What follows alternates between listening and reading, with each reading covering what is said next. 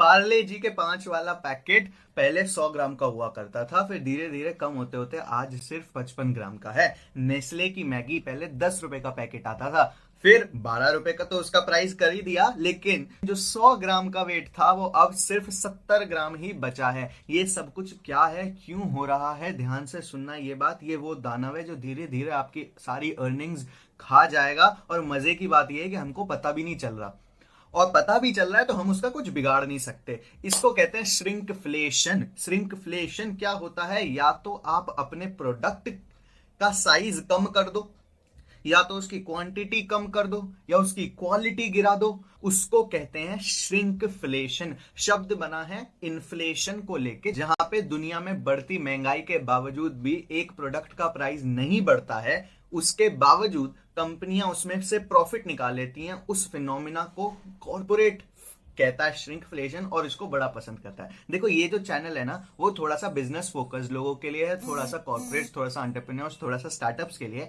तो मैं यहाँ पे बिजनेस पर्सपेक्टिव ऑफ श्रिंकफ्लेशन की बात करूंगा ज्यादा।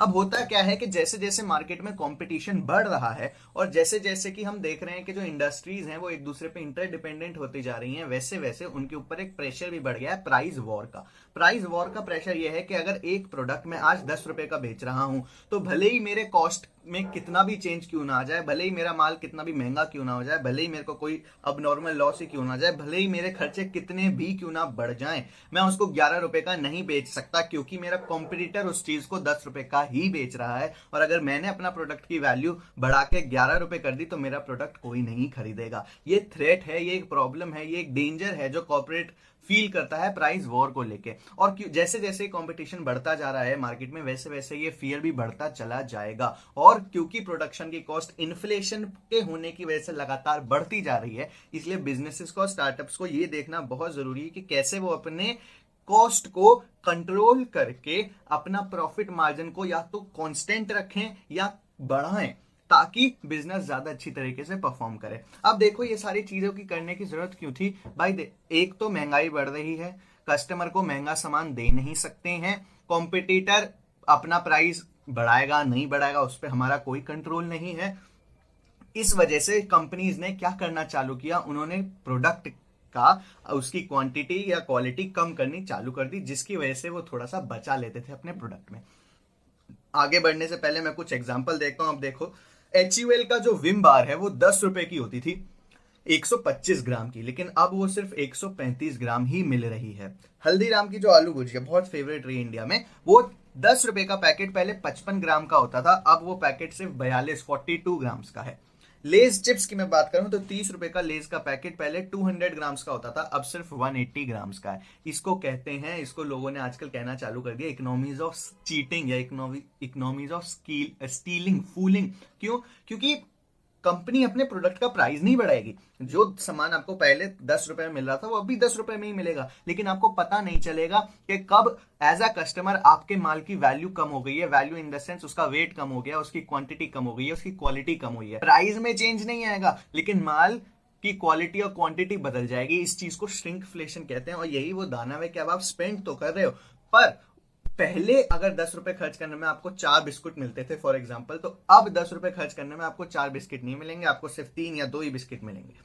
तो मुद्दे की बात यह है कि श्रिंकफ्लेशन एक कस्टमर के लिए तो बहुत बुरी बात है, बहुत दुख देने वाली चीज है, क्योंकि अब उसको महंगाई की मार सहन करनी पड़ेगी, उसको ज्यादा चीजें खरीदनी पड़ेंगी, उसको अब जितना उसके पास इनकम था, इनकम तो बड़ी नहीं है ना, तो जितनी उसकी इनकम चल रही थी उसमें ही अब उसे कम सामान मिलेगा। लेकिन बिजनेसेस के लिए ये बहुत अच्छी बात है। इन्फ्लेशन की होने की वजह से जो श्रिंक आता है प्रोडक्ट्स में, उसको श्रिंकफ्लेशन बोलते हैं। थोड़ा और एग्जांपल देखते हैं। मोबाइल के रिचार्ज के पैक्स की यदि मैं बात करूं तो पहले 500 रुपए में 90 दिन का पैक मिलता था, अब वो सिर्फ 56 दिन 56 डेज का प्लान मिलता है। कोल्ड ड्रिंक की 20 रुपए की बोतल उठाओ तो पहले वो 250 ml की हुआ करती थी, लेकिन अब वो सिर्फ 200 ml की है। ये कुछ एग्जाम्पल्स हैं, ये कुछ चीजें हैं जो हम डे टू डे अपने आसपास देखते हैं, हमारे साथ होती हैं, बट हम उन पे नोटिस नहीं करते। क्योंकि जब भी आप सामान खरीदने जाते हो, आप देखो ज्यादा से ज्यादा क्या ही नोटिस कर लोगे, उसका प्राइस देख लोगे। प्राइस तो कंपनियां बढ़ा ही नहीं रही है, उसकी एक्सपायरी डेट देख लेते हो, उसके अंदर के इंग्रेडिएंट्स देख लेते हो, पर वेट पे कभी हमारा ध्यान जाता नहीं है, क्योंकि हमको दिखता है यार पैकेजिंग तो उतनी है ना, पैकेट तो उतना ही है ना, या पैकेट कम भी हुआ है तो भी हम उस पर ज्यादा ध्यान नहीं देते हैं क्योंकि उसका प्राइस चेंज नहीं हुआ। इंडिया बेसिकली क्या है ना, एक प्राइस सेंसिटिव मार्केट है, तो हम लोगों का ज्यादातर ध्यान प्राइस पे ही रहता है। इसलिए पार्ले जी आज भी हमारे यहाँ विनर है और उसके ऊपर केस स्टडी बनती है कि भाई पहले 5 रुपए का बिस्किट देते थे, वो आज भी 5 रुपए का ही बिस्किट दे रहे हैं। पर ये नहीं पता कि पहले 5 रुपए में 10 बिस्किट मिलते थे, अब 5 रुपए में सिर्फ 8 बिस्किट या 7 बिस्किट ही मिलते हैं। तो ये जो इफेक्ट है जो हम एज अ कंज्यूमर अपनी normal day to day life में इग्नोर कर देते हैं, यही बहुत बड़ी वजह बन जाती है कॉर्पोरेट्स को बेनिफिट की। इससे बहुत बेनिफिट होता है कॉर्पोरेट्स को, कंपनीज को। कैसे? अब देखो, अब मैं आपको समझाता हूं बीइंग अ कंपनी आपको इससे क्या क्या फायदा हो सकता है। Being a startup, being a businessman, जो आप अपना बिजनेस रन कर रहे हो, कंपनी रन कर रहे हो, उससे आपको श्रिंकफ्लेशन से क्या क्या फायदा हो सकता है। फायदा नंबर 1, आपको रिटेनिंग कस्टमर्स मिलेंगे। रिटेनिंग कस्टमर्स क्यों मिलेंगे? क्योंकि भाई कस्टमर को पता चल गया कि आपका प्राइस पहले भी 10 रुपए था, अब भी 10 रुपए है। आप जरा एक केस समझो, अगर आपके कॉम्पिटिटर ने 10 की जगह प्राइस 11 कर दिया, क्यों? क्योंकि कॉस्ट ऑफ प्रोडक्शन तो बढ़ ही रहा होगा ना हर साल। महंगाई बढ़ने की वजह से कॉस्ट ऑफ प्रोडक्शन तो हर साल बढ़ रहा होगा।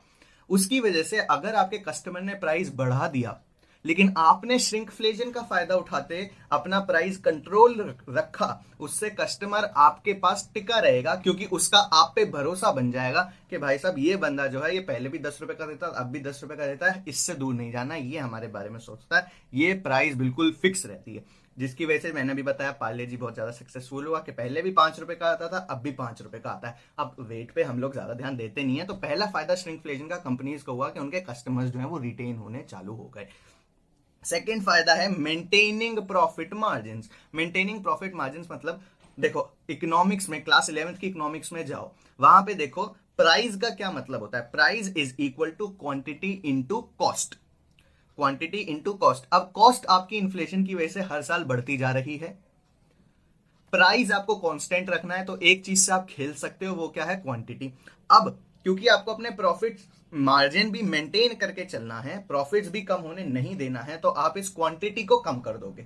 अब इसी वजह से जब आप सेम प्राइस में कस्टमर को कम क्वांटिटी देते हो जिसका कस्टमर पे ज्यादा फर्क नहीं पड़ता है, तो आपने सामान, अपना माल बचा लिया, आपने अपना कॉस्ट बचा लिए, आपने अपना प्रॉफिट मार्जिन कांस्टेंट रख लिया है बेसिकली। क्योंकि आप समझो, पहले अगर जितना माल आप पहले लगाते थे उतना ही अब भी लगाओगे तो कॉस्ट बढ़ जाएगी, और कॉस्ट के बढ़ते ही आपको अपना प्राइस बढ़ाना ही पड़ेगा। उसकी जगह आपने पहले जितना माल लगाते थे अब आप उससे थोड़ा कम माल लगाना चालू हो गए हो, जिसकी वजह से आपका प्रॉफिट मार्जिन बढ़ गया है, प्रोडक्ट का प्राइस नहीं बढ़ा है और कस्टमर रिटेन होने चालू हो गए हैं। तो श्रिंकफ्लेशन का कॉर्पोरेट्स को बहुत ज्यादा बेनिफिट हुआ। अगला मैं पॉइंट लेता हूं, कॉस्ट सेविंग। कॉस्ट सेविंग कैसे? भाई देखो ना, आपको एक पैकेट बनाने में अगर 10 रुपए लगते थे और आप मार्केट में उसे 15 रुपए में बेचते थे, तो श्रिंकफ्लेशन की वजह से बेच तो आप अभी भी 15 रुपए में रहे हो, लेकिन आप माल उसमें केवल 9 रुपए का लगा रहे हो। क्यों? क्योंकि श्रिंकफ्लेशन हुआ है। क्यों? क्योंकि उस 1 रुपए की गिरती हुई वैल्यू पे कस्टमर ने ध्यान नहीं दिया है। क्यों? क्योंकि आपने अपना प्रॉफिट मार्जिन बचा लिया है। क्यों? क्योंकि आपका कस्टमर वापस आ गया है। अगला फायदा इससे कॉर्पोरेट्स को होता है, बेनिफिट नंबर 4, वो है रिपीट सेल्स। कैसे रिपीट सेल्स? ऐसे कि पहले जो माल कस्टमर 10 रुपए में खरीदता था वो मान लो 20 दिन तक चलता था, अब लेकिन क्योंकि उस प्रोडक्ट की क्वांटिटी कम हो गई है तो कस्टमर तो उसको अभी भी 10 रुपए का ही खरीद रहा है, लेकिन वो सिर्फ अब 18 दिन चल रहा है। तो जो 2 दिन कम वो माल चल रहा है, वो प्रोडक्ट चल रहा है, उस वजह से कस्टमर को वो प्रोडक्ट दोबारा खरीदना पड़ेगा। और पहले अगर वो 20 डेज में परचेज करता था तो अब उससे 18 डेज में परचेज करना पड़ेगा। इस वजह से आपकी सेल्स बढ़ जाएगी, कस्टमर दोबारा जब माल खरीदेगा तो आपसे खरीदेगा, कस्टमर रिपीट आएगा आपके पास सेम प्रोडक्ट को परचेज करने के लिए और आपकी रिपीट सेल्स बढ़ेगी। यहाँ पे बहुत अच्छी केस स्टडी है, मैं आपको बताऊं कोलगेट की। कोलगेट ने तो इतनी मार्केटिंग स्ट्रैटेजीज, इतनी स्ट्रैटेजी यूज कर ली ना, मेरा मन करता है कभी कभी कोलगेट पे एक अलग केस स्टडी बना दूं। नीचे कमेंट करके बताओ कोलगेट पे केस स्टडी चाहिए, कोलगेट पे केस स्टडी बना देंगे। अभी समझो कोलगेट ने क्या किया, जब अपने सारे हथियार लगा लिए कोलगेट ने और जब उसने मार्केट सैचुरेट कर दी, मार्केट का राजा बन गया, लेकिन फिर भी उसे अपनी सेल्स बढ़ानी थी, फिर भी अपना रेवेन्यू बढ़ाना था, फिर भी अपनी प्रॉफिट बढ़ाना था। तो उसने क्या किया, उसने बहुत स्मार्ट चीज करी। उसने ट्यूब का जो नोजल होता है, जो कैप जहां लगाते हैं ना, ढक्कन, जो मुंह होता है बेसिकली ट्यूब का, उसने वो मुंह चौड़ा कर दिया। अब वो होल चौड़ा करने की वजह से फायदा ये हुआ कि अब जब कस्टमर ट्यूब को दबाए तो उसमें से ज्यादा टूथपेस्ट निकल जाए। अब जब टूथपेस्ट ज्यादा निकले तो अब वापस तो वो ट्यूब में जा नहीं सकता। तो जो टूथपेस्ट पहले 2 बार ब्रश करने में खर्च होता था, अब वो एक ही बार में खर्च होना चालू हो गया। या पहले जो क्वांटिटी ऑफ टूथपेस्ट से घर के 3 लोग ब्रश कर लेते थे, अब क्योंकि उसका होल बड़ा हो गया, थोड़ा सा दबाने पे ही वो ज्यादा निकल जाता है, उस वजह से केवल 2 लोग या एक बंदा ही ब्रश कर पाता है उस क्वांटिटी ऑफ टूथपेस्ट से। इसका मतलब ये हुआ कि अब वो टूथपेस्ट खत्म जल्दी होगा, और जैसी वो टूथपेस्ट खत्म जल्दी होगा वैसे ही रिपीट सेल्स बिजनेस को मिलेगी। बहुत अच्छा, बहुत दिमाग लगाया कोलगेट ने। 5वां फायदा बिजनेस को क्या है, वो है इंक्रीज्ड प्रोडक्शन। इंक्रीज्ड प्रोडक्शन क्यों? जैसे कि मैंने अभी एग्जांपल दिया, पार्ले जी के 5 रुपए के पैक में अगर पहले 10 बिस्किट आते थे तो अब सिर्फ 8 बिस्किट आ रहे हैं। बचे हुए 2 बिस्किट कहां गए?